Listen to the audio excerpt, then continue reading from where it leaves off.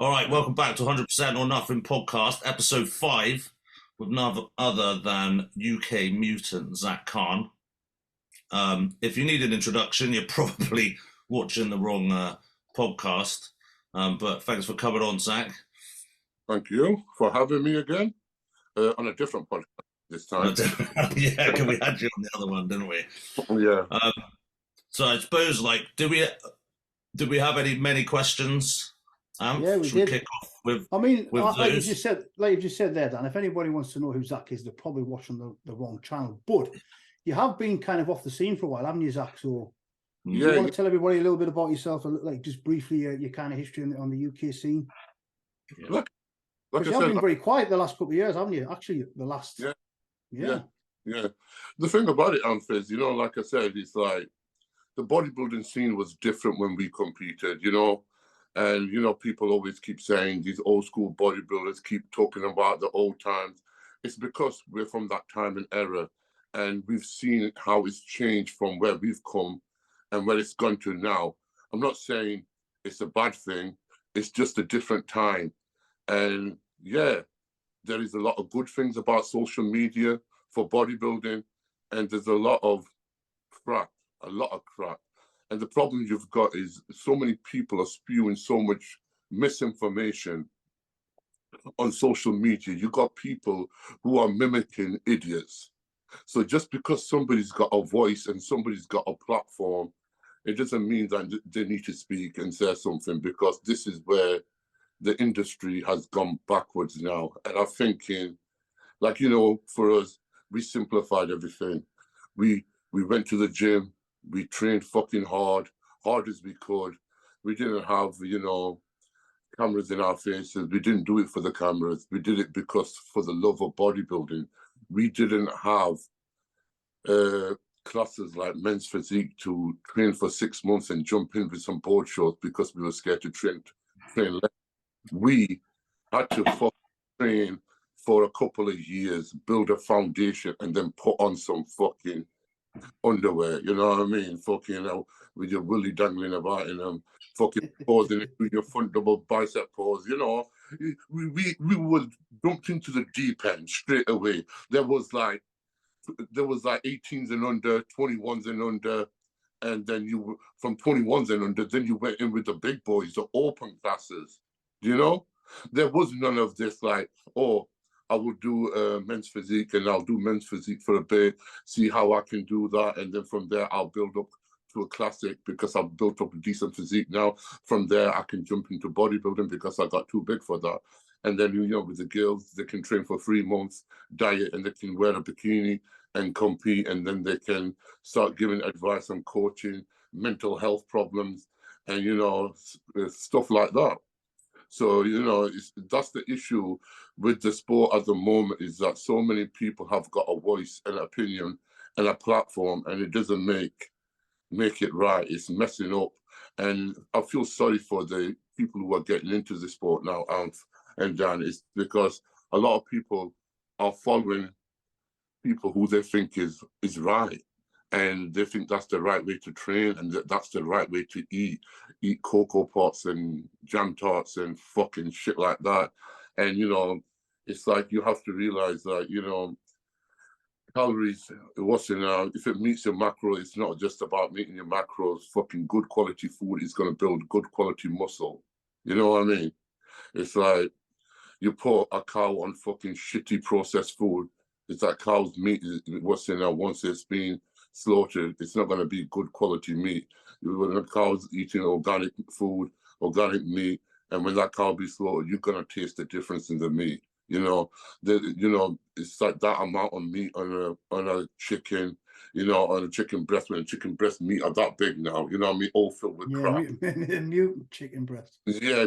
So is that pretty much why you stepped away then a little bit? I know you had the injury and stuff, which we'll discuss because that was one of the questions, but you've kind of stepped away because you're not really a fan right now, I say exactly the same as you, mate. I don't say it's better or worse. I'm kind of on the fence. It's different. It is different. Yeah, like I said, I've seen a lot of good from it. I mean, in that I've seen a lot of younger people have gotten into this sport. A lot of people who wouldn't be training a lot of young girls and guys who won't be training are training, and it's brought a lot of, you know, gym culture, you know what I mean? It's brought a lot of gym culture, a lot of people into the fitness, anything what brings, you know, people into the gym and train and better themselves for whatever reason, it's a good thing. But it's like, once you dwell into it and you realize that you've been doing something and it's incorrect, and you're like, what the fuck have I been doing? You know, like, you know, some clients come to me who I help. I don't help many people, only help certain selective few. And the people they follow and the diets what they're being given, it's like they try to complicate things for them. It's all about, you know, complicating. And, you know, I like to keep it basic and I like to keep it simple. And I said to people, it is a mundane sport. You know, you can't message me in a week, in a month. I can give you a diet. And that's why I don't do check-ins weekly. If somebody's doing off-season, I don't do check-ins weekly. I say, listen, this is your template. This is your diet based on you. You come back to me once you feel like you're not putting any weight on, you're not growing, you're not improving, then we will start doing things. No point coming back to me every week and saying, oh, is there any changes now? No, there is no fucking changes. It is same. It's a military operation, meaning that when you go to the military, you're going to be learning the same fucking thing every day. You're going to be learning to fucking run 20 miles. You're going to be going through fucking torrential rains. You're going to be going through these assault courses, the same fucking assault courses, the same thing. You're going to be left in the middle of nowhere, fend for yourself, and survive on normal fucking food what nature has given you, you know? It's the same fucking thing.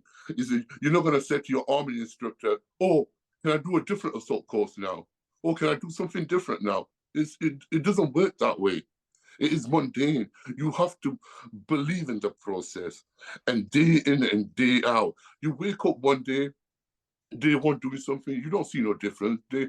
Even day 7, you don't see no difference. Day 30, you don't even see no difference. Maybe after day 90, you see some difference. And that is the process of believing, you know? And that's the thing. What a lot of people are impatient, Anth and Dan, you know? Yeah, he said to me earlier there, Zach, and it's literally exactly what I say, and I say this all the time. I'm not trying to be a prick, saying like, oh, do this, do that, but I just feel sorry for these guys who are following this crazy shit. And like you say, a couple of years down the line, they're going to say, well, that didn't really, it looked cool online and stuff, and I paid all this money to this individual, whatever. And I'm kind of in the same place. So yeah, it is boring wins, isn't it? It's the same shit over and over again. Yeah. For a long time. I'm sorry, but if you're coming to me for an exciting diet, if you're coming for me for an exciting workout, you're not going to get it. But what are you going to get from me is no bullshit. You're going to get from me is eating good, wholesome, good quality food. Nutrition is the key.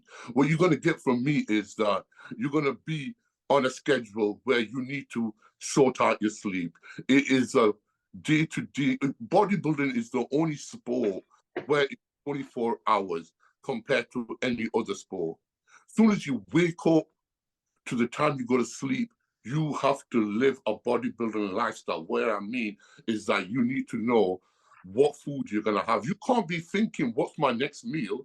You should know what your next, when somebody says to me, oh, what am I eating tomorrow for lunch? Chicken and rice with salad. Oh, what you eating Tuesday? Chicken and rice with salad. Wednesday, chicken and rice with salad. Oh, what you going to eat in the evening? Beef steak. You know what I mean? With sweet potato or whatever. If I don't want to eat, if it's the last meal and I don't want to have no carbs, I'll have some vegetables with it. You know what I mean?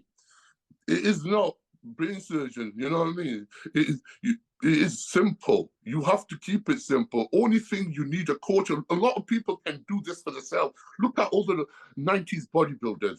They didn't have no gurus. They didn't have no coaches because there was none of that shit was available then. It's only started being a big thing, you know, from the early 2000s, you know what I mean, to now. It's like everybody wants a coach, everybody wants, you know, a guru. So everybody is looking for that secret. That secret. The secret is there is no fucking secret. It's hard work, consistency, and you have to bust your balls in day out. And like I said to you, is the champion, the person who wakes up on the day when it's raining, when it's snowing, when he feels like shit, when he's got a cough or a cold or something, he turns up. He turns up and does what he needs to fucking do. He's not that type of person who's going to make it, you know, oh, I don't feel right today. Oh, you know what, my car's broken down today. Oh, you know what, I've had a certain emergency. You turn that switch off. What is important to you is what you go out and you get. If it's not important to you, you will make excuses. If it's important to you, you'll go out and there and fucking get it. But what I see now is like too many soft people are in this industry. They're so easily hurt their feelings. You can so easily hurt their feelings. It's like, listen, I'm just telling you what I feel. It's not a personal attack on you or anything. It's just my opinion. Same way you guys have got an opinion, new schools, you know what I mean, and everything. Great, you know what I mean? It's like, I don't feel offended. I don't feel attacked. Like I said, you know, there's more than one way to skin a cat. But if you are training and you've been training for a while and nothing's changing, maybe, just maybe, you know what? Try something basic. Try something different. Try something with a bit more oomph to it. A bit more fucking, you know, blood and guts, like Dorian says. Do you know what I mean? Keep it a bit basic, you know?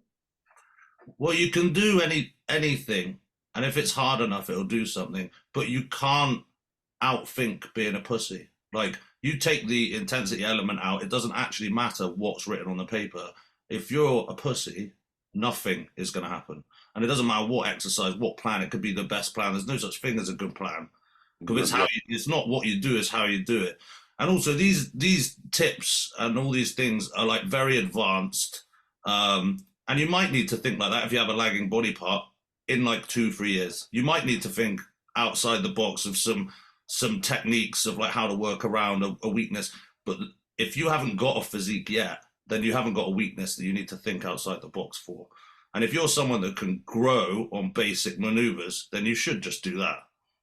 Exactly. I always say to people, forget about learning new exercise.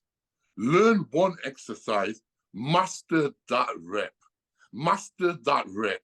A lot of people have gone away from, learning how to do a proper rep, and they keep upping the weight and keep upping the weight. So they got a shitty rep to begin with, and it's getting shittier and shittier and shittier.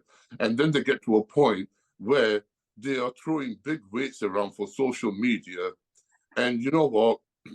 And the physique's not improving. And only what's going to happen is they're going to get hurt. It's like, listen, I always say to people, if you can make one plate aside on bench press feel like 6 plates, do that. You know, do that.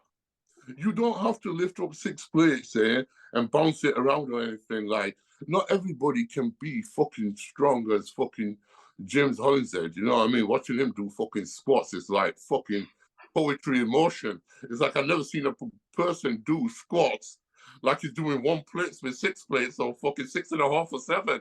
You know? Yeah, but like you just said, that it's strict, though, isn't it? It's not fucking just throwing shit around. It's beautiful. I always tell people it's pointless doing more shit. Like more shit won't make shit better type. Yeah, like I always tell people, is like, listen, I haven't got a problem with you recording yourself in the gym, like everybody's doing it now, dude. But when you're recording bullshit, shit you fucking want to put out there, it's like, you should be ashamed of yourself. Like, you honestly really think anybody's going to learn something from your workout, what you're filming? It's like, if you're filming a workout, you want people to learn a few things from it. Number 1, you train like a fucking warrior. You know what I mean? Number 2, somebody's going to fucking learn something from that workout about intensity and hard work, you know what I mean? Pushing your body to the fucking limit. Number 3, you're instructing people how to do a fucking rep and how to perform something. If it's not being educational or in any of them ways, then why the fuck are you filming it? Like, I see loads of people filming and I'm like, what, who actually is watching this? You know, like for my followers, you've got followers, but that doesn't mean that you're fucking, you know what I mean, a messiah or somebody. You know what I mean? It's like that. It's like, yeah, I get what you're saying. You just see people, and I'm thinking, why have you filmed this? Why does this exist?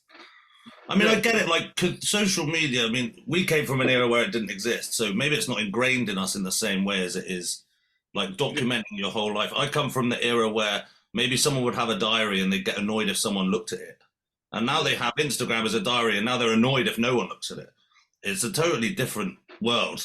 Yeah, like I love to see, like, you know, people, if there was no, like, you know, interaction statistics on people's pictures and videos, it didn't show who's looked and it didn't show who's commented.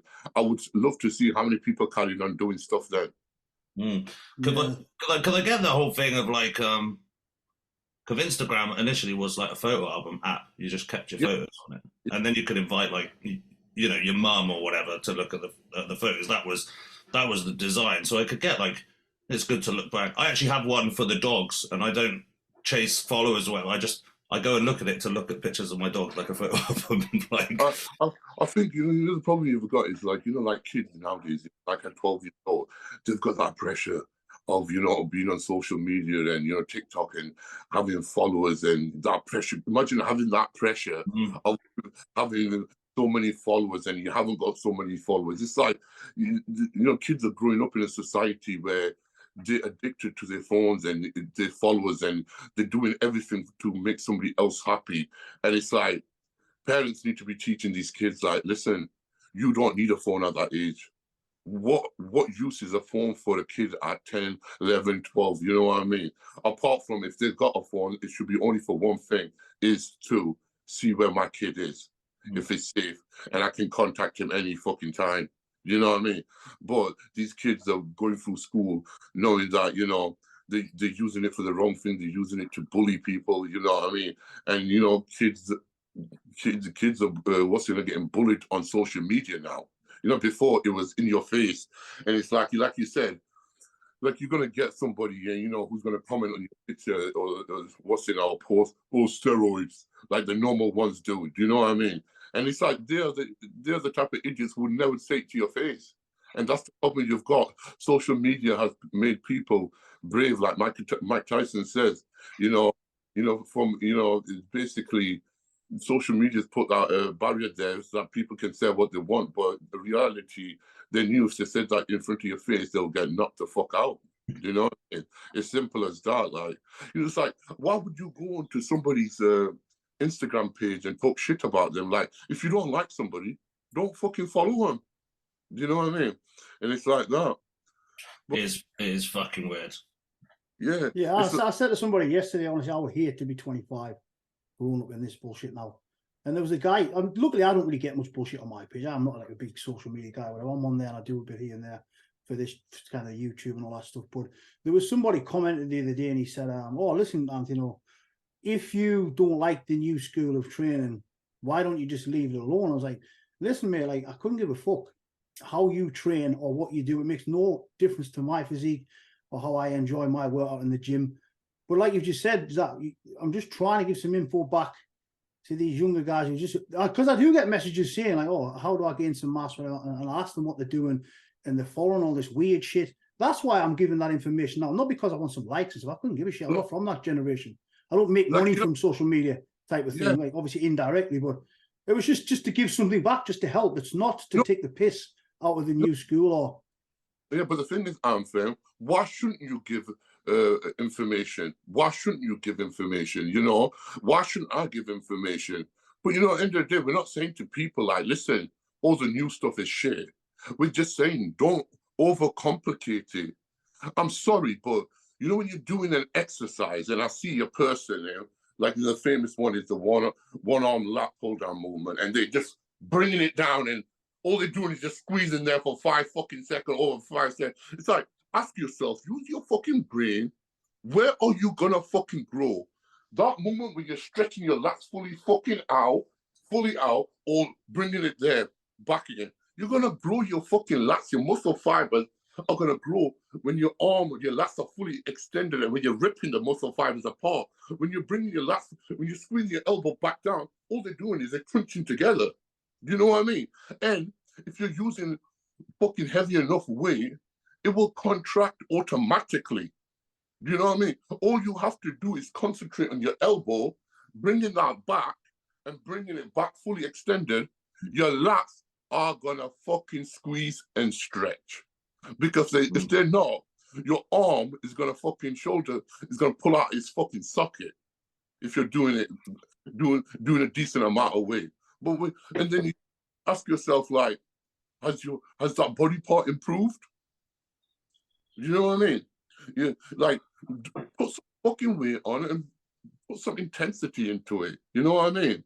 And it's like, and I think a lot of the problem is you got people who are mimicking other people who are doing it, and they actually don't know what they're doing until, I always say to people, until somebody shows you exactly in the gym, hands on, then you realize what's happening. Yeah, that's why I do like to do a bit of in-person PT still, because I'm not very good on Instagram explaining stuff and all that. But you put me in the gym and bring somebody to me for a session, then I will kind of show you how to train like hard if you like. I'm more of a hands-on person. Like you say, until you actually do it, you know, he watches very many videos. It's like Ernie Taylor made the quote in, I always remember this when we did the DVD, and he said, everybody thinks they train hard until they train hard. And that always stuck in my mind. That. And Ernie's from that generation as well, from, you know, from the, hate to say the 90s, but the 90s was the time for me, you know. I mean, the thing is that it's also not as clear cut. It isn't old school versus new school. That's why we had the first podcast in the gym with Cuba, who's a frontliner for someone who would like be identified as new school. And it's not like the things that have made Cuba and his physique aren't really that new school either. The methodology of the intensity is the primary factor, and we talk about it in detail. So I get loads of DMs about, oh, you're a dinosaur, you're just stuck in your ways and all that sort of stuff. And it's like, it's not one field or the other. Like, it's in the middle. Like, do you know what I mean? I'm just saying, when you start out, go and find out if you've got a weakness that needs to be complicated, more complicated. Because if it doesn't, you are wasting fucking time. And if you haven't got a physique that's developed enough to show a weakness, then just keep going until it is. And then when it is, then have a think about it. But just get really good. Get really good at the lifts. Some lifts aren't for everyone. Some people's dynamics don't work. Like, a squat was shit for me because I've got long legs. I could lift loads of weight, but I didn't grow any legs. Like, there is sometimes when you need to think about it, but don't think like that much first. Go and learn the basics and get good at them and learn how they feel. And then when problems arise, it's like they've imagined a problem that isn't there and they're trying to create a solution. And I think most of the time they're just trying to avoid the inevitable, which is that training fucking hurts.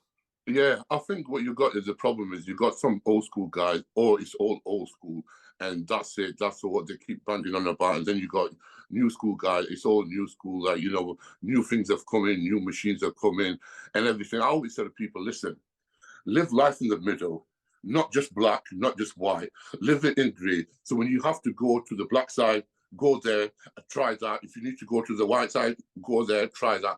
Old school, try it. New school, try it. And bring up, you know, what's in a template of what's in our workout plan, what works for you. Like, I can tell you that, you know, when I first started off training, I would go into the gym, I would do, you know, cable crossovers, then I would do bench press, and then I would do Smith machine incline press, then I would do a dumbbell press, then I would do flies, then I would do decline press, then I would do hammer machine. You know, I would have 10 different exercises I'm doing for chest. But then over the years, as you realize you don't need that many exercises. So you start stripping it back and you start saying to yourself, okay, I'm going to try one exercise for my lower chest, one exercise for my upper chest, and then basically I'm going to try a finisher. So, you know, 3 to 4 exercises I'm going to pick. And then try them 3 to 4 exercises for 3 months, and you see what's happening. You see which exercises you maximized on the weight and you can't go any heavier now. So you take that exercise out and put one new one in, and then keep doing that. Don't change the whole workout. You know, if it's working and your chest is looking great, don't change nothing. Simple as that. Yeah, but Zach, what about muscle confusion though? Oh yeah. You've got to confuse the muscle, like, you know. Yeah, I said the same to a guy the other day, because, you know, I remember speaking to Dawes, and he said, like, he didn't change his back workout. Once, like you just said, once he kind of found out the key exercise that worked well for him, He didn't change his back workout for like 15 years or 10, 15 years. I didn't usually change my workouts like very rarely, just, you know, just for maybe it's a mental break. But once you find the things that work and they're actually showing you some progression in your physique, why take them out just to confuse the muscle? Sorry, I'll have to get that one in. Yeah, the people always use these words like muscle confusion. Listen, you can't confuse your fucking muscles because they only move one way. You know what I mean? They either just they just pull apart and they stretch and squeeze back in. Pull apart, they don't go up or down. You're gonna do an exercise, what's gonna go fucking different you know what I mean? It's in different direction, horizontal, vertical, you know what I mean? Whatever. It's not gonna happen. You can't confuse your muscle. Only thing you're gonna do is confuse your own brain because you're that fucking stupid. And you're still going to know what workout you do. Or I'm not going to choose a workout until I walk into the gym. And then that second, I will decide what I'm going to do. So my body won't know what I'm going to do. No, you actually are telling your body exactly what you're going to do. But subconsciously, you know exactly what you're going to do, whether you like it or not. You know what I mean? It's like, just give, like I said to you, is you can just do bench press and do 10 sets on that, and you can have a decent chest. You know what I mean? I said exactly what you said, Zach. A muscle stretches and contracts under load. You just got to find the best exercises where that stretch and contraction is for you. And that's pretty much it. I know we keep banging on about the same shit, but like, this is why we've got the channel, isn't it, Dan? Because we are going to keep banging on about the same shit till we kind of get the message across. And I know we keep saying the same stuff over and over, but we will keep saying the same stuff over and over because it isn't fancy, it is boring as shit. But that's what bodybuilding is. It's boring wins. Listen, if you're coming on this channel and you want something exciting and something new, you're not going to get it. Only thing I can tell you is like from years of training, from, you know, 3 of us, you know, years of training, one thing we've done is we have tried a lot of different stuff. You know what I mean? We are all between us and have tried a lot of different stuff. And we've all learned one thing is, you know, basics works. Basics, you know. Don't get me wrong. If you've got an injury, and you want to do Smith machine instead of bench press, or you want to do a certain other exercise, yes, do it. Work towards your body. Work towards, you know, if you got a training partner what's short and you're fucking over 6 foot, you are going to have different exercises. You're not going to have the same routine. You're going to have a couple of the same exercises. Then you're going to say to your training partner, I don't like that exercise, so I'm going to try this one. So you try that one. You know what I mean? And you got to listen to your body. And that's the main thing, is a lot of people don't listen to their body. All they're doing is listening to their coaches. And the coach can only tell them, like, yeah, do that. And a coach needs to be saying to their clients, listen, you need to get back to me and tell me if this food is not agreeing with you, how are you feeling on this diet after a week? Is there anything else that I need to change? You know, is there any other underlying, problems occurring? Your training routine, I've set you up on a training routine. Let me know, is it too much? Are you recovering in time? Are you not recovering? You know, these are the things you as a client needs to speak up, because we can't put ourselves into your body and know what's happening. You know?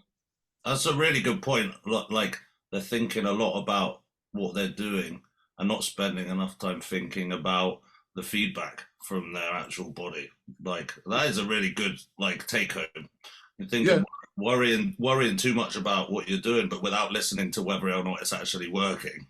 Yeah, exactly. The main thing is, like, you know, a lot of people, and they will overtrain and they will undereat.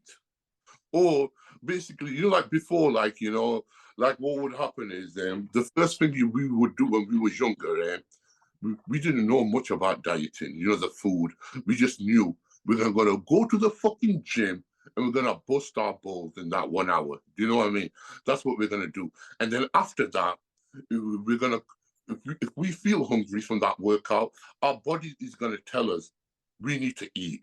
As soon as you had a hard fucking workout, you know you can fucking eat a horse, and that will tell you. So you're not going to be stuffing yourself and thinking, oh, my coach has told me I need to get up to 300 pounds, so I need to eat 7 fucking meals, and my fucking stomach is bloated. I feel like shit. I can't bend over to tie my fucking shoelaces. I can't even get through this fucking workout. Then what's the fucking point? Do you know what I mean?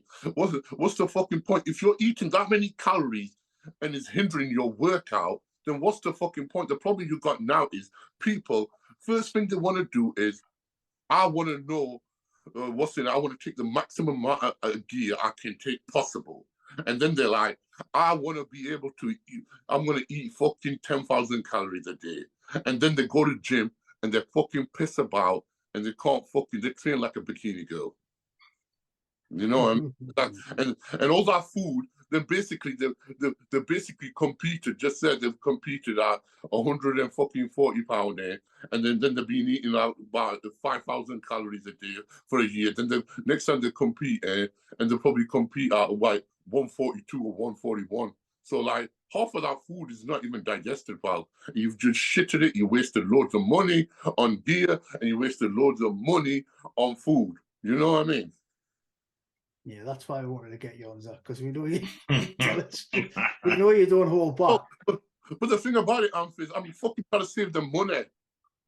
Yeah, it's because you've been there and done it. I'll tell people now, go, I think it's on YouTube for free, and I was go and watch, is it King Khan? Yeah, King Khan. Yeah, that's one. I'm not kissing your ass. I remember you came to Max Muscle. You did a seminar at Max Muscle, didn't you, in a guest spot? And you're one of the biggest fucking human beings I've ever seen. These are the type of people I want to get advice from. No disrespect. I was going to say it's pencils on Instagram, which is a little bit disrespectful. You can be very knowledgeable and be small. I get it, but like, if I want to learn how to fucking climb a mountain, I want to speak to someone who's climbed a mountain, not read how to climb a mountain out of a textbook. I want to speak to people who were massive or are massive, because they've obviously got something that they're doing is correct. Listen, I always say to people, listen, I'm not very articulate. I fucking swear a lot. I fucking, I keep it basic. My vocabulary is not fucking as good as some of these influencers and shit like that. None of ours is, you know what I mean? So, but we've gotten through life and we've done well for ourselves, So, I always say to people, it's like this, if somebody giving you these big words and big vocabularies and they can't break it down for you, like they're speaking to a 10-year-old kid, trying to explain that to you. I always say a coach needs to be able to break it down into bite-sized segments for a 10-year-old kid, like you're explaining it to. Because if you can't, and you're coming out all these big words and fancy stuff, and you're making yourself sound like you're a fucking brain's-head, then, these type of people, they basically are just giving you bullshit. You know what I'm saying? They're just selling you shit, and they're selling you this workout, and they're selling you a fucking check-in every week. Why would you be checking in every fucking week, when you're on an off-season diet? Why?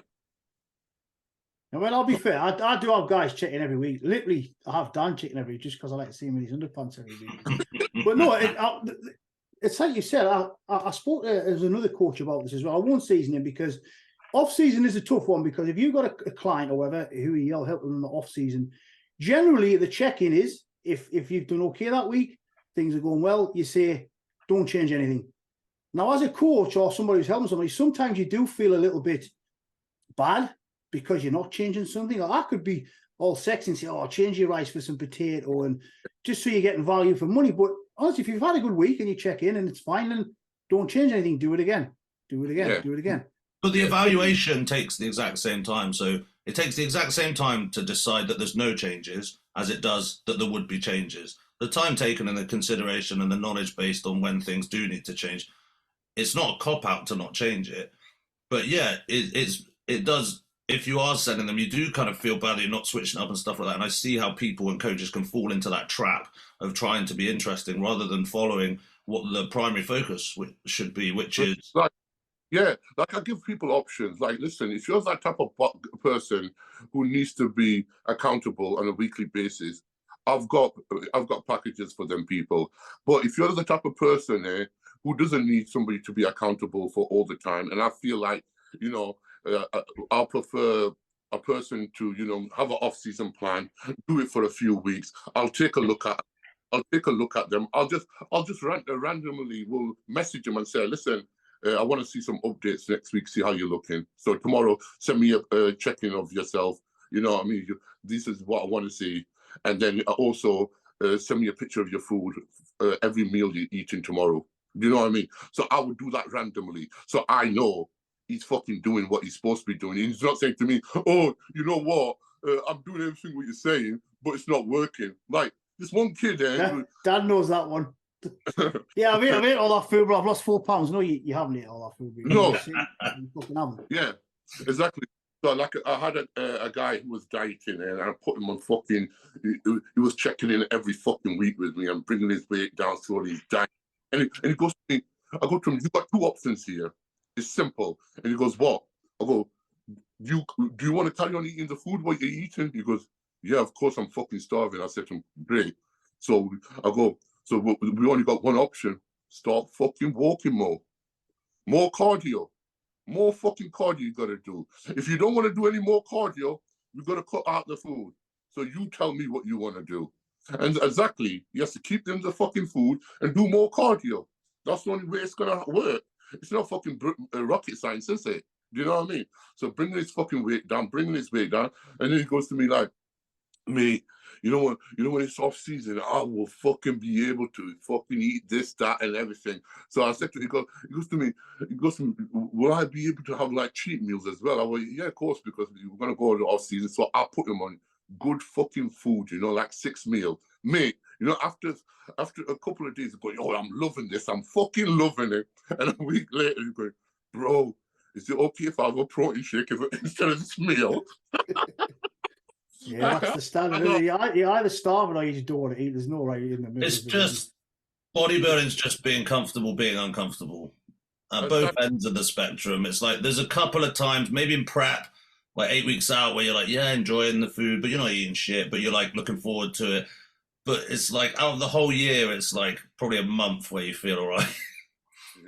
Yeah. You've got that in between diet mode where the food is nice, you're enjoying the food, and you're losing weight. Everything is happening nicely. Then all of a sudden, shit hits the fan. Your body weight is not fucking, you're dropping. Everything's staying the same, and you're doing more fucking cardio. and the food is starting to come down, and you're like, what the fuck? You know what I mean? And it happens, because, listen, your body is a fucking clever mechanism. It's gonna fucking adapt. That's what your body does. It fucking adapts. You know what I mean? And it's not gonna stay in the same fucking environment all the fucking time. And your body doesn't want to change. It doesn't want to change. It doesn't want to lose fat, because fat is the thing it needs to hold on to keep it warm, to keep it healthy. Because Zack, you obviously you were a huge guy. You were like a super heavy, weren't you? I can guarantee I don't know anything about your diet or anything, like, really, to be fair. We've never chatted about that kind of stuff. But I can guarantee that you probably had to pull the carbs pretty low near the end. So during some preps. Oh yeah. Like with Neil, fucking he pulled them really down. Mate, like in the morning I was having like 50 grams of oats, fucking like 50 grams of rice, and then like 3 meals, like, you know what I mean? I was having that for, and then later on it was all just fucking salad and fucking broccoli and kale, stuff like that. So I had to bring it really down because I was holding on to my muscles still.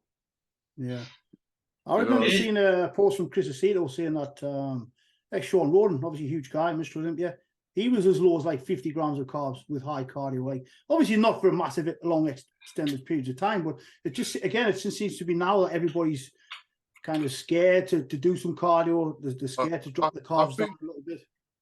Yeah, I think the problem is like people thinking like, 45 minutes cardio is enough. I shouldn't be going above that. Listen, I was on 2 hours cardio a fucking day. Yeah, if you're very lucky, you don't have to do much cardio. I mean, Ronnie Coleman did 2 hours cardio. Like, everybody's concerned about losing size and stuff. Fuck me, there's some huge guys on some high cardio, low carbs. Yeah, Anth, you tell me, you're eating 6 fucking meals a day, high protein diet. You're probably having 300 grams of protein at least, yeah. And then, you're taking X amount of compounds, yeah, you know what I mean, of gear. And you're gonna. What, you took? Sorry, Zach. You took some steroids.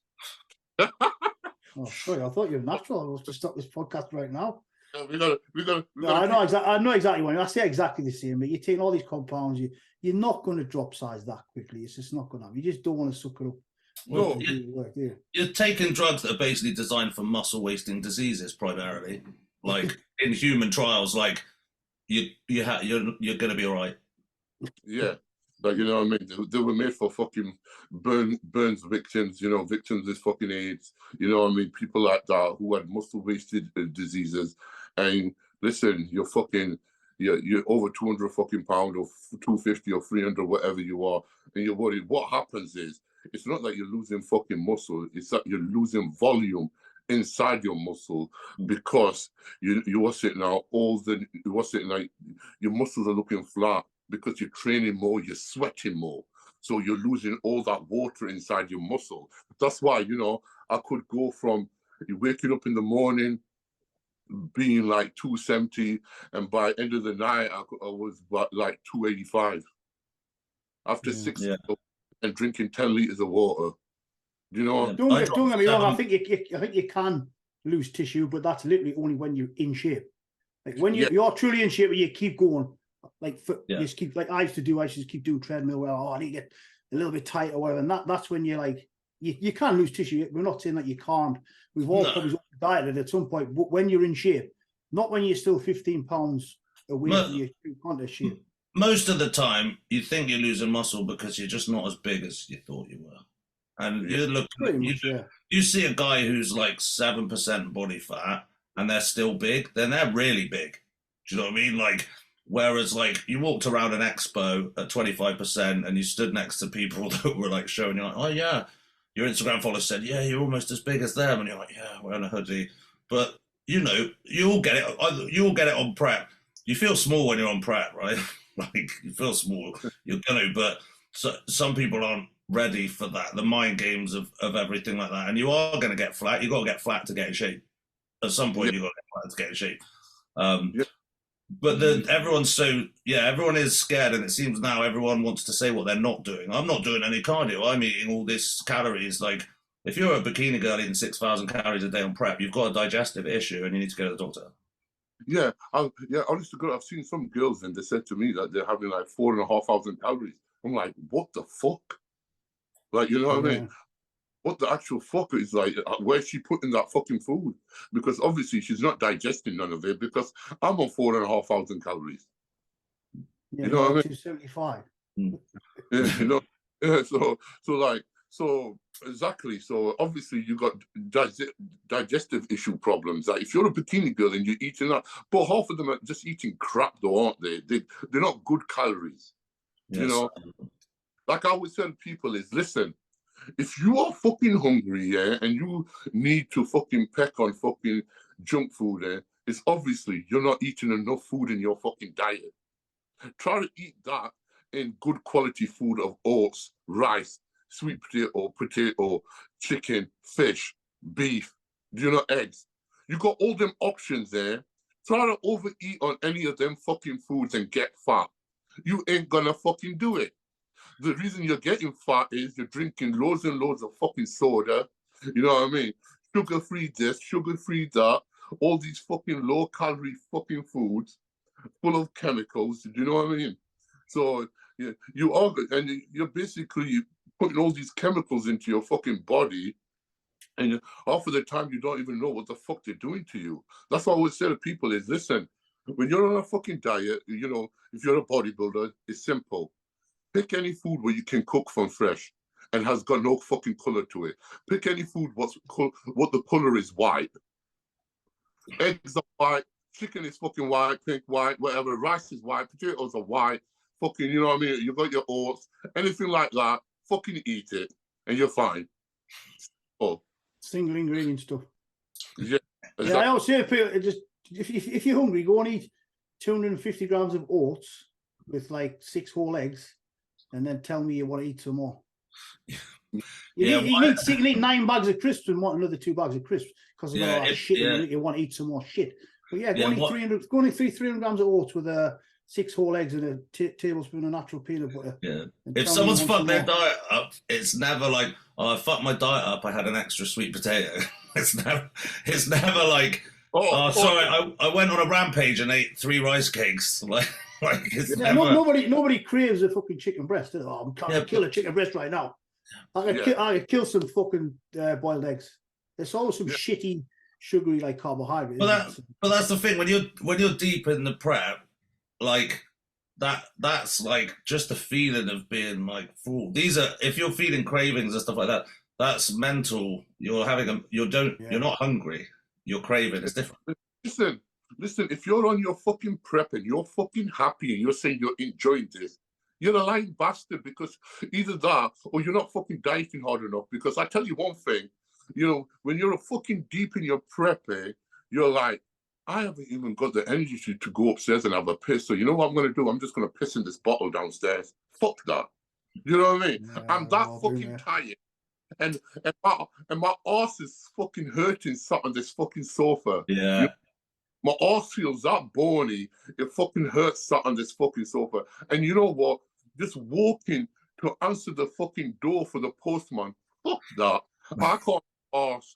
You know, I'm gonna put a Ring doorbell on, and I'll say, "Oh, it's a postman." Yeah, just leave it in the front door. I'll collect it when I feel like it. Yeah, you start putting the extra pair of socks on because you got like nothing left at the bottom of your feet. Just fucking, like you say, it hurts to sit down on, like even on a comfy sofa because you got like no fat left on your ass and stuff. Yeah, that's it. When it hurts to stand up and it hurts to sit down, like, and even like then you're like, oh, okay, I'm getting in now. Yeah. When you just feel mentally that you can't even fucking walk, you know what I mean? It's just so much effort to walk. And when these people are saying like, oh, this is the best diet I ever had, it's the easiest diet, and then they step on stage and they look like a bag of shit. Yeah, no wonder you haven't dieted, mate. You're 10 weeks out. You know what I mean? It's that simple. Because, you know, I know we bang on about, you know, like, people have to go deep into themselves and ask themselves how bad they fucking want it. If you talk to any bodybuilders, and they will tell you from experience, you know, from the 90s to, you know, our school, you know, the 2000s, wherever, they will tell you, like, dieting is fucking hard, mentally and physically. That's why when you fucking diet, you don't want to be at work. You don't want a fucking manual job. You know, it's hard to fucking go into work and deal with people's bullshit because you haven't got that energy. You haven't. And you haven't got a cheerful personality. So I would say, oh, you're so grumpy, you're so quiet. What's wrong? What's wrong? I'm on fucking 50 grams of carbs. That's what's fucking wrong. Right, Zach, this will tie in nicely to some questions because I wasn't being rude before I looked at the phone because I wanted to pull this up because I know you turned pro in 2009. Now, as I've always said on this podcast, I'm shit with like dates, timelines, all that kind of stuff. But the reason I know you turned pro in 2009 because I've just had the, you know, like the plaque, UKBFF plaque. I just posted. I just had it redone for the hardcore corner. I got Mr. Holland's head one as well because Two Bros took over in 2016. So Luke Sandow was missed off the plaque. He turned pro with UKBFF. And James turned pro, was the last one to turn pro with UKBFF before Two Bros took over. So you turned pro in 2009, Zach. Yeah. Now this kind of ties into a question because, again, if people are watching this podcast and they don't know who you are, they're kind of looking at the wrong podcast. But we've got a few questions on Instagram, and one of them was, it's about an injury, and you know I know about the injury because, you know, I'll let you explain. So I'll pull up the question. There's some crazy ones on here as well. We'll get onto those as well. I knew there'd be some weird ones because you were coming on, Zach. Actually, Kirk said, just while I remember Kirk, I spoke to Kirk earlier on, he said he's okay, give him a call tomorrow. And he said, if you've been kidnapped, blink twice. He said, you know what I was talking about. So I don't even want to know. I don't even want to know the answer to that one. So if you've been kidnapped, blink twice. Also, have you got in contact then, yeah? Yeah, he says he's okay. He's back to work tomorrow. So so you're doing some business with what? We're possibly looking into some manufacturing, some products and stuff. Yeah, we'll have a chat with Kurt and stuff. The top man. Oh, where is it, man? Where is it? Come on, give it, man. Basically, it was a question from one guy on Instagram. Where is it? This has been deleted. Yeah, where the fuck is it, man? Pardon the French. It was basically, what was your worst injury and how did you overcome it? Now, I know the answer to this one because it was a horrific injury, wasn't it? If people who don't know me, basically, I'll tell them I turned pro in 2009. And then after turning pro, 4 months later, I was in gym back training. I was doing 700-pound hack squat and tore both of my fucking quadricep tendons, snap, you know what I mean? in the gym, and it's one of them career-ending injuries. You know what I mean? And you know, once you get an injury like that, after getting your fucking pro card and you get your sponsorship and shit like that, you're thinking, what the fuck is end of the world? You know, it's one of them things. But when I was in hospital, fucking with my legs there, I was a week later before I had the operation done, and I just knew deep down in my heart that I'm gonna be back from this injury. You know, I'm gonna be back. I'll be squatting again, and I'll be back to doing what I love doing, and I will compete again after this injury as well. And that was, you know, the most horrific injury I ever had. You know, what's it on? Touch wood, I don't ever get anything close to that ever again. You know what I mean. So, like I said, it's one of the. It was both. Sorry, that was both patella tendons, was it? That's possibly the worst injury you can get as a bodybuilder. Yeah. So basically, and I'm coming down, and then one knee, I felt like it's hard to explain. You just hear a pop, and because the one leg's gone, and then next leg went just a second after because the weight was on one leg. So it's just one of the, and lucky for my friend who was spotting me, then saw me like drop. He didn't know I tore my quadricep. He just thought like I've just give way, like you fall to the bottom. And I told him, fucking hell, I think you need to ring hospital calmly. He goes, why? I go, fucked up my legs. He goes, fuck off. I went, yeah. I go, I can't fucking move. So sit me over there, like basically felt, like being paralyzed, you know what I mean? You can't fucking move your legs. It was the weirdest fucking feeling ever.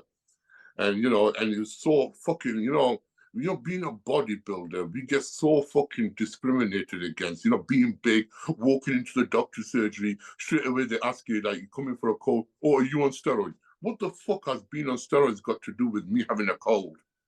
And it was exactly the same thing, like, when I was in the hospital and the doctor said, oh, what are you doing? I was saying, I'm squatting in the gym, I'm a bodybuilder. Oh, straight away you said that. It's fucking, they look down at you, they look at you like scum. Like, you got people there who are fucking putting pressure on the NHS with all these smackheads out there, people who are smoking, people who are fucking obese fucking cunts, you know what I mean? Putting so much fucking pressure on the NHS there, but soon as somebody healthy comes in and once in a fucking decade has an injury, they treat you like shit. He was just looking at me and talking down to me and saying, oh, well, you ain't going to be training again. Oh, Arnold Schwarzenegger and these bodybuilders have got a lot to say for themselves, aren't they? I said to him, listen, mate, who the hell do you think you're talking to? And like he was a bit startled. I said to him, listen, I don't want you operating on me. Get somebody else with a bit of compassion because you just sound like a dick. I go, look at the state of you. I go, how much is your body fat? I go, maybe 30, 40%. And you're a doctor and you're giving me advice on me training in the gym and hurting myself doing something I love. I went, no, I'm not having it. I mean, so some other guy came and he basically, I put a complaint about that person. And this other doctor came in, he was sound, he understood everything. He says, don't worry, I'm gonna try to make the smallest incision on you as possible and then, get you back to healthy, you know what I mean? I remember I had the operation done at 6 o'clock in the morning and I was outside the operating theatre, finished the operation at like 8 or 9 o'clock. And then at 11 o'clock, the nurse were telling me to already walk with the crutches. She goes, oh, you don't want to be sitting around. You need to start walking now. Like a fucking, so she made me walk like, like a couple of steps and come back again a few hours later, make me walk a bit more. I was like, what the fuck? It was like intense. And, but I said to myself, you know what? I'm going to prove this fat fucking doctor wrong. And I am going to fucking do what I need to do because I'm a stubborn bastard. It took me, people complain about fucking not getting their pro card. It fucking took me like 9 years to get my pro card. Fucking coming second 5 times, came third, came fourth. You know what I mean? And people now can jump on a plane and compete every other weekend until they get their pro card. We had to fucking wait a full fucking year because the only overall person got the pro card. You know? Yeah. Why it was harder when we competed. And, so that was the most fucking horrific injury I had. And it was, basically tested me. And sometimes, you know, I always say to people, like, you know, God never tests weak people. You know, He always tests people who are strong mentally, who can get through that shit. And you know, from that injury, I had blogs with a company called Nutrex at the time, and they were popular blogs at the time. You know, everybody used to watch them, and you know, I motivated a lot of people, and it was great. You know, it was great to motivate other people who had injuries, who have been through similar stuff like what I've been through. And this is what I always tell people, you know, bodybuilding is a journey. We've been through this shit ourselves. And, you know, what we're trying to do is help other people not make the same mistakes of what we made. You know, this is what we can tell you guys. It's like our parents will say to you is, listen, I don't want you hanging around with a certain kid. And you know what? And your parents end up being right, that because your mate is a dickhead and he's a troublemaker, or he's going to put you in shit, or I don't want you going certain places. Parents know, you know, from experience, in exactly the same way. Is like we're older than these young bodybuilders coming into the sport, young enthusiasts coming into fitness. You know, it's like, listen, you can be enthusiastic as much as possible you want at the age of 18, 19, 20. But when you're doing it up to our age, in our 40s, pal, then you still got the same type of motivation. Then well done. Because most of you won't even make it until you're 30 and you're still training. Yeah. But you did compete after that, though, didn't you? Like, Yeah. You did compete on the pro level. Yeah, featured in the Texas show. I came sixth there, you know, after that injury, you know what I mean? And it's just so I was happy with that condition I brought there as well, you know. It's just like, you know, like I said to you, it's like now you got a lot of young bodybuilders, you got fresh talent, and it's hard to keep up with these guys, you know. It's like you know, like you said, when you're in your 20s, your body responds different compared to when you're in your 30s and in your 40s, you know. Well, Little Dicky Bird did say that you were going to do Masters Olympia. Is there any truth in that, or? Yeah, love to do that next year if everything goes right. Like, you know yourself, like this year I've been busy trying to sort out other things, you know what I mean? Yeah.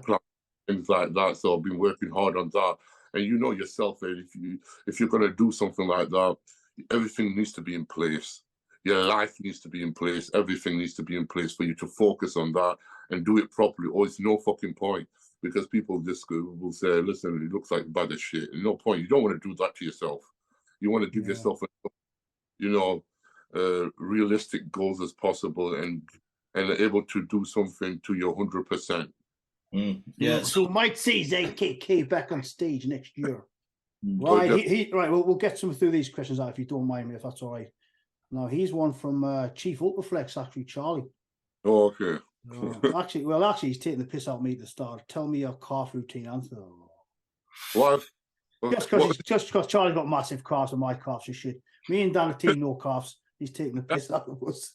Right, hold on. It seems like some of the questions have disappeared. Let's Instagram. Honestly, my Instagram account, I don't know what's going on with it lately, but there's something going on with it. Yeah, shadow band or something. It's weird. Let's have a look. Lots of people post questions. Yeah, there was quite a few. All right, here we go. Actually, the first part was for me. I'll answer that second, but we'll do it for Zach.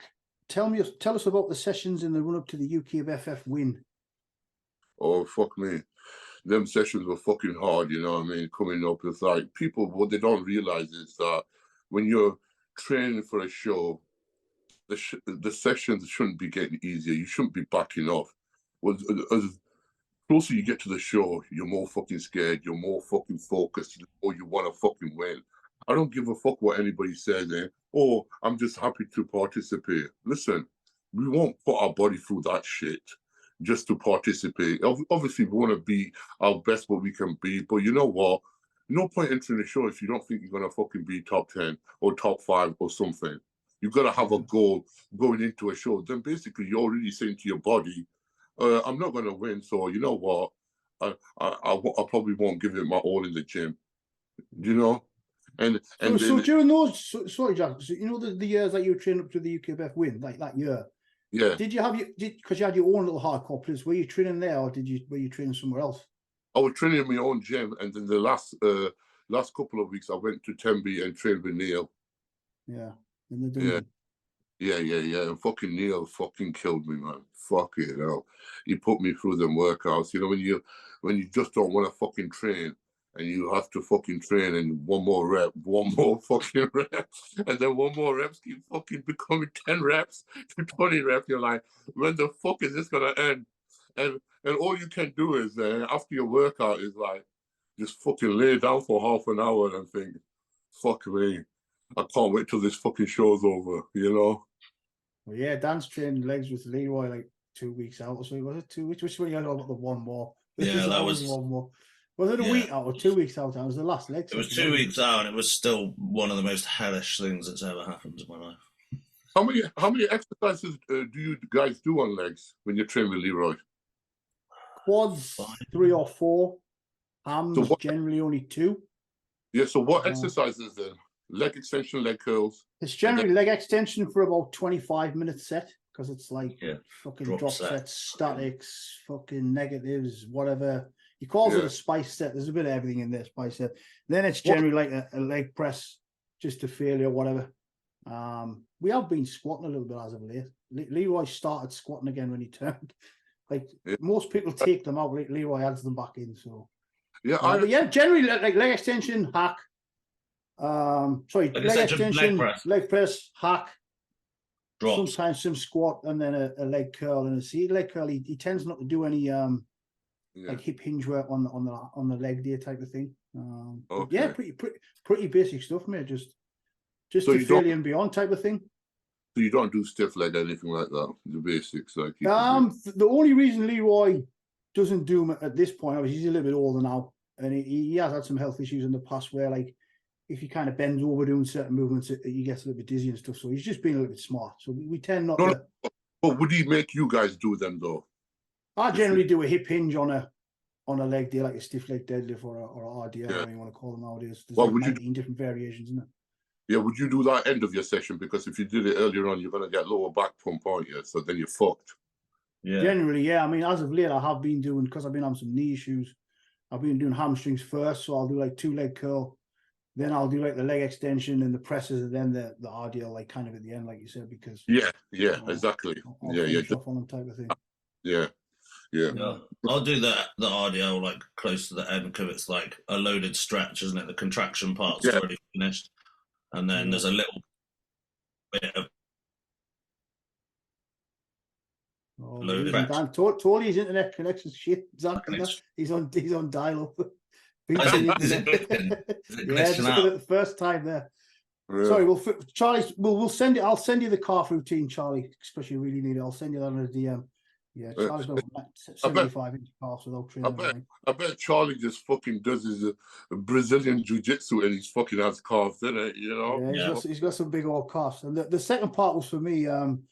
What did I think my best look was? I know what it was.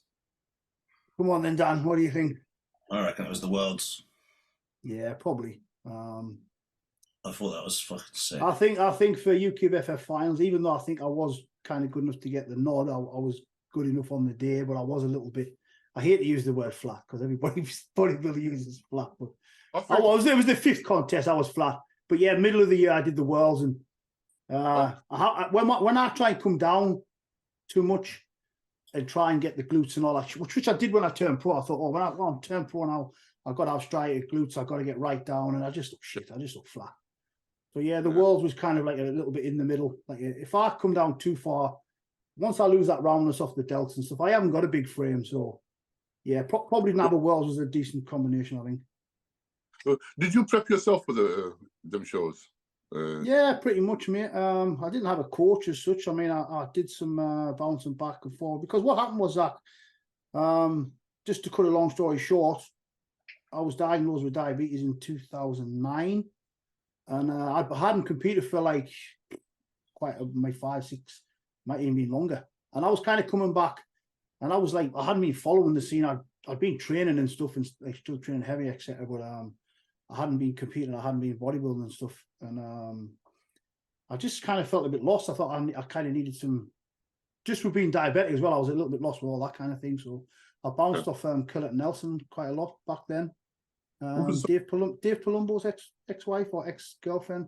She's type 1 diabetic. She's kind of a diabetic educator as well. Oh, did she? Oh, awesome. Yeah. And then, I learned a lot from her. I competed again in 2009. Again, I lost a lot of tissue because of the whole, just learning the whole diabetes thing. Yeah. And then I came back in 2012 and I did bounce off John Meadows a little bit. I asked John quite a few questions. He was very helpful. Matt Porter, again, another guy who's passed on. Rest in peace to those gents. Ken Hill, Skip. I used to speak to Ken Hill a lot. Really knowledgeable guy. Just old school guys, to be honest. I mean, again, it was quite a while ago now when I turned pro. Yeah, you know what I find, Anth, is that, listen, like, you did your own stuff at, you did well. It's like, now, there always be the flavor of the month coach. It's like, I always say to people, it's like this: a coach is only as good as his athletes. Like, you've got Milos here, he's got Samson, he's got fucking Regan. Well, Regan and Samson are probably more or less, you know what I mean? It's like Milos is training Regan in Vegas. He's not training Samson because Samson's in UK, and he's probably doing similar type of protocols on the insulin and stuff. So, but one person in the last 3 years has fucking gained so much size, and Regan, in the other way, hasn't gained as much. And that just tells you, like, genetics plays a big part with the coach. Just because you're going to the best coach at that time, the flavor of the month coach, it doesn't mean that you're going to be the next fucking big thing. It doesn't work that. Yeah, I just kind of used to pick a few brains of a few guys who are respected, if you like. Obviously, Leroy. I was lucky enough to have, friends with Dorian as well. But again, none of those guys told me anything kind of new. It was just what you speak about. It's the basic stuff, to be honest. For me, it was always like, the last week type of thing. It's like dieting wise, I could diet, but but when it came, like, I went to Dorian and he prepped me, it was just basic.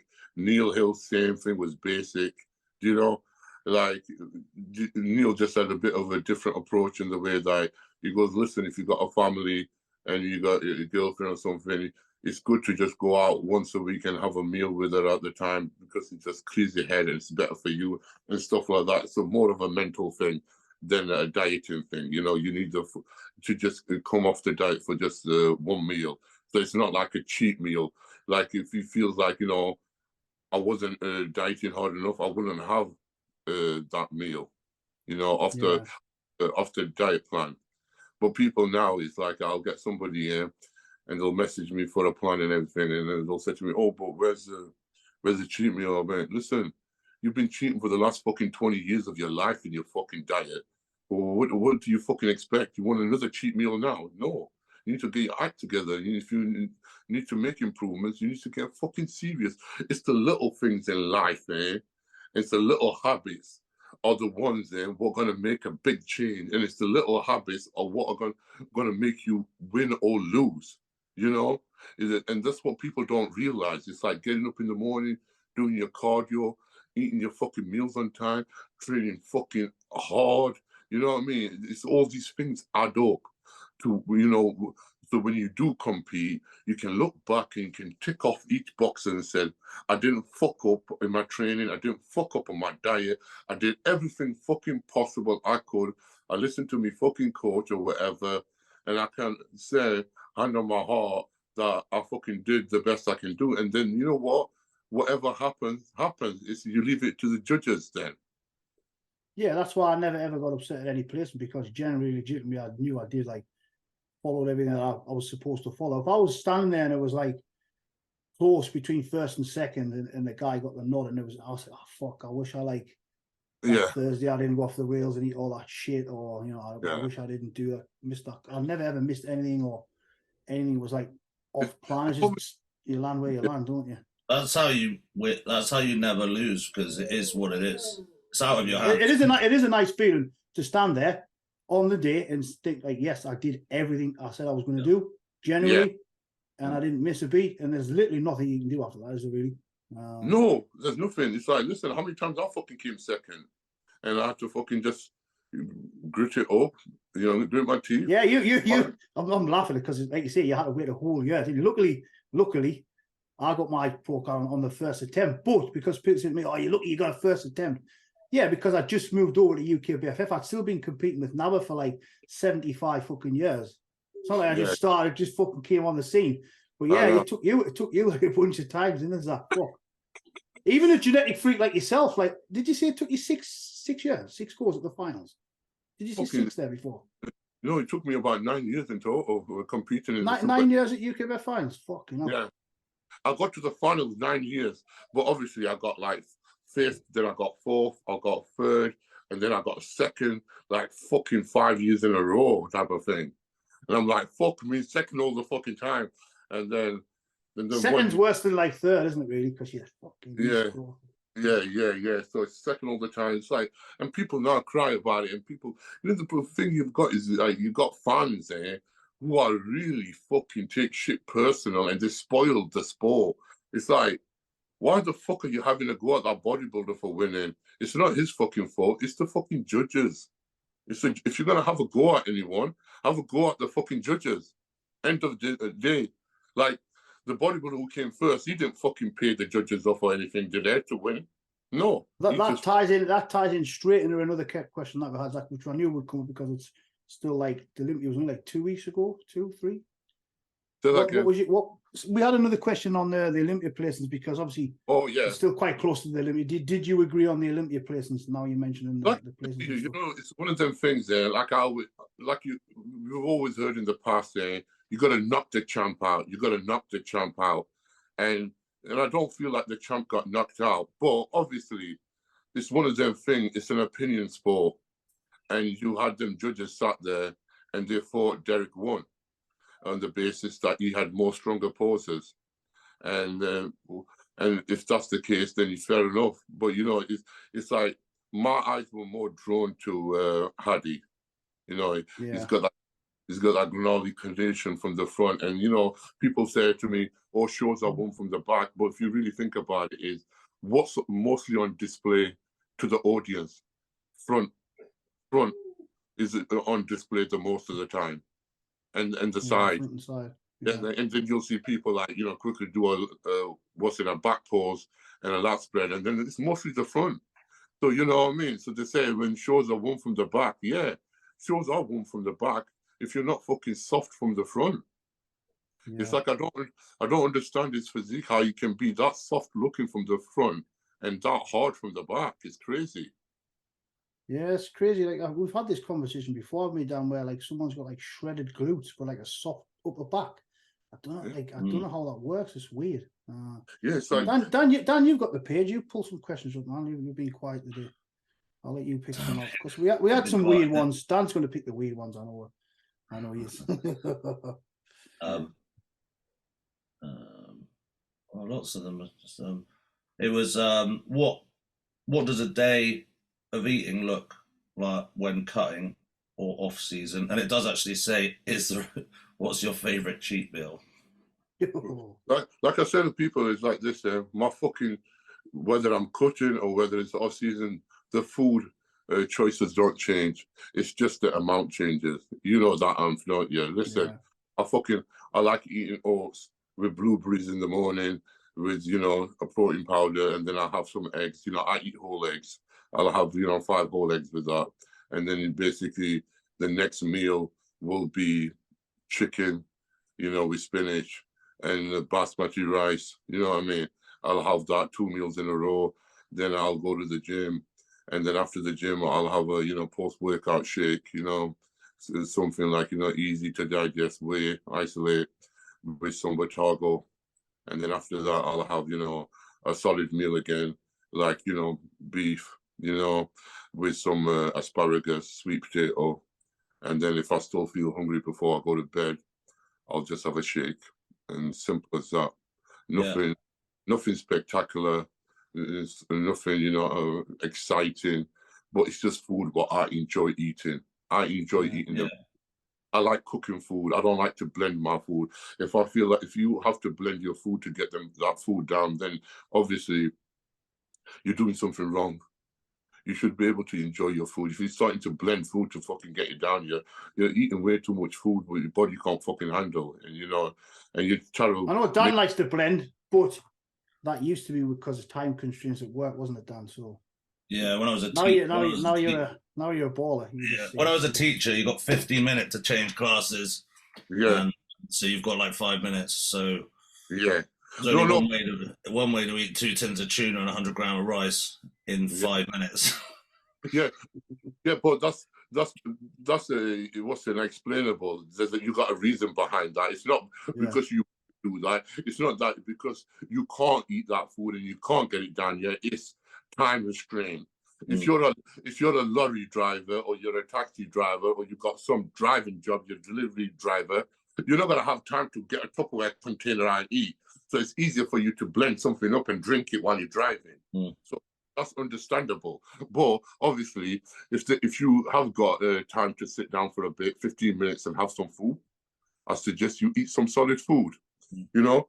And Yeah, I would say that there is a digestion process that starts with chewing your food, and it is, even if it's not much of a percentage better to sit down, it is definitely better to chew yeah. it again.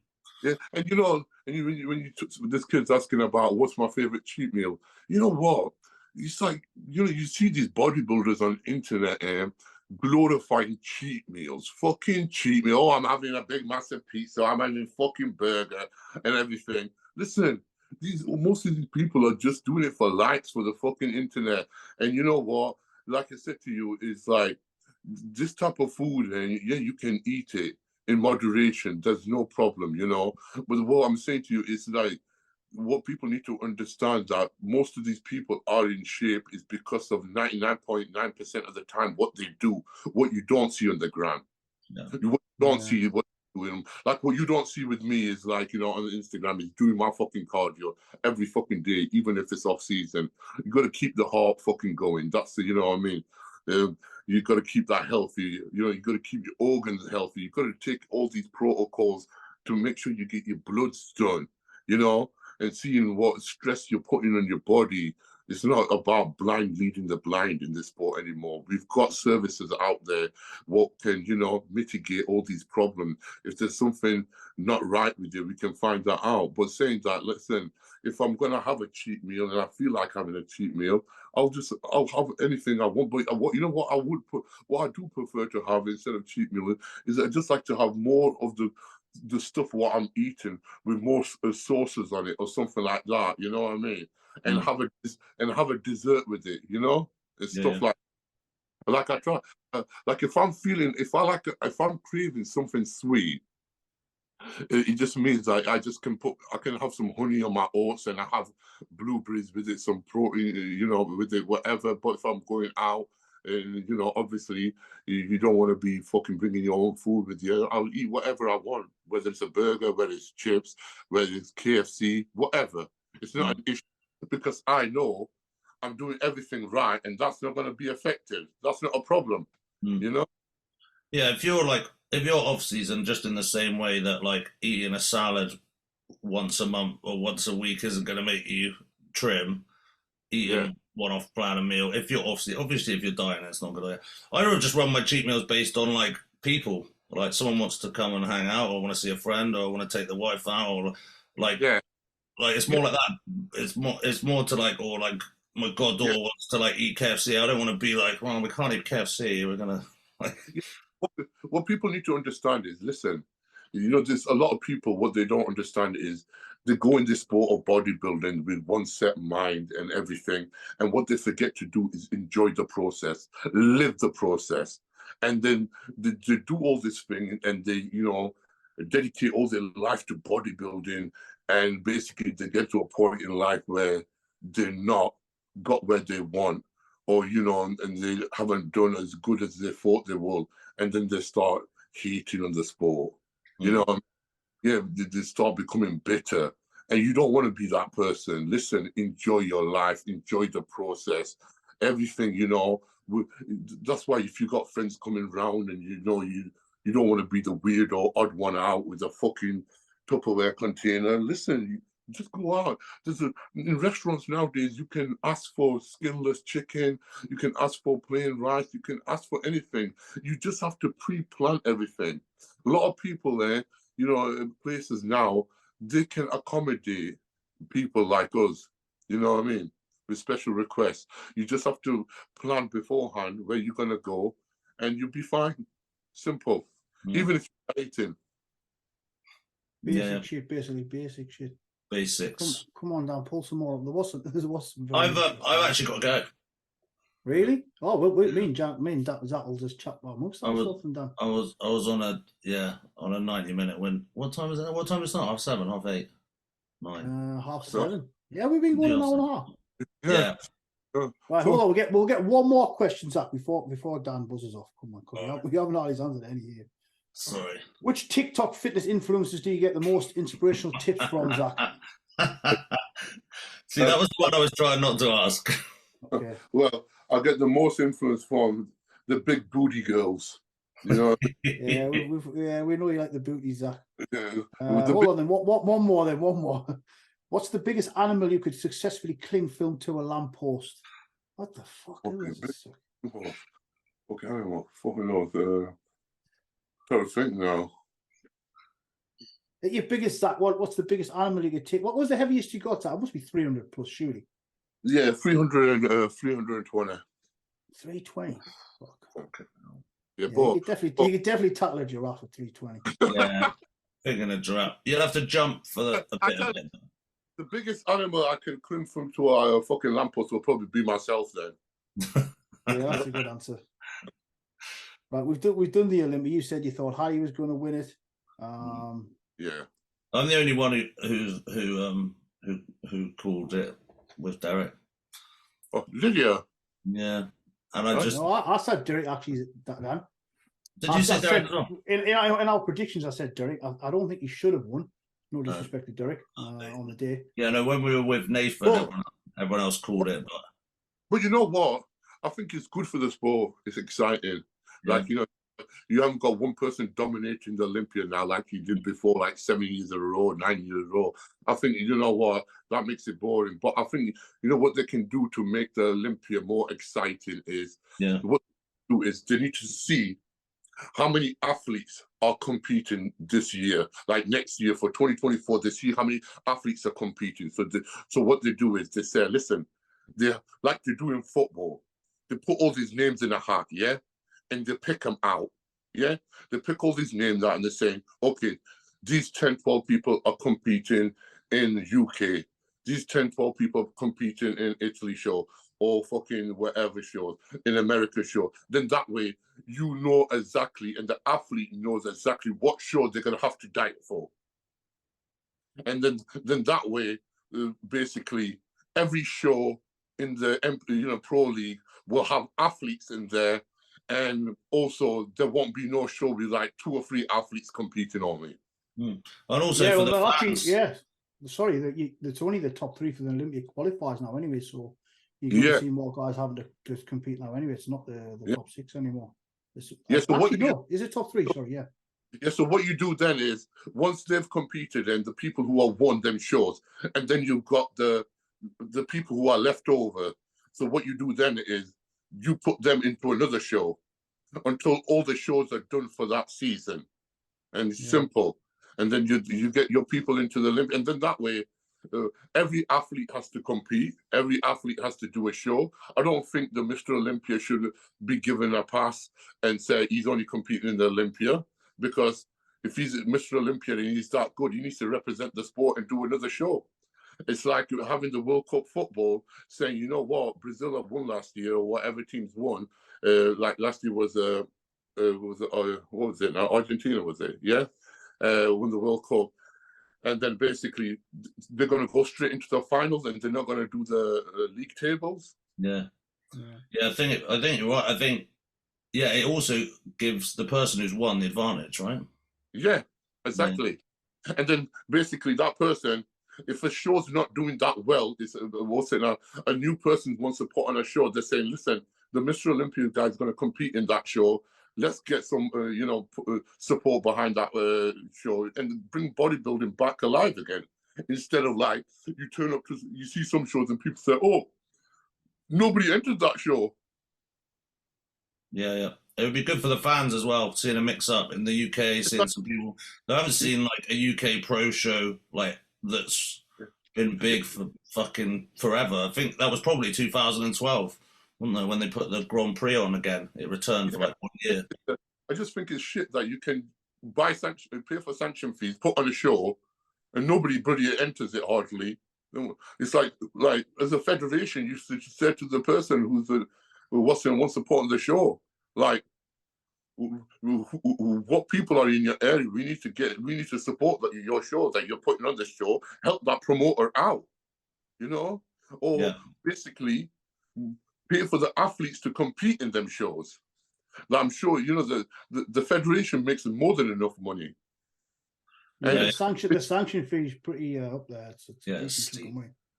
Maybe we'll get the Ultraflex. Maybe we'll get the Ultraflex open as an IFBB Pro qualifier. We'll see.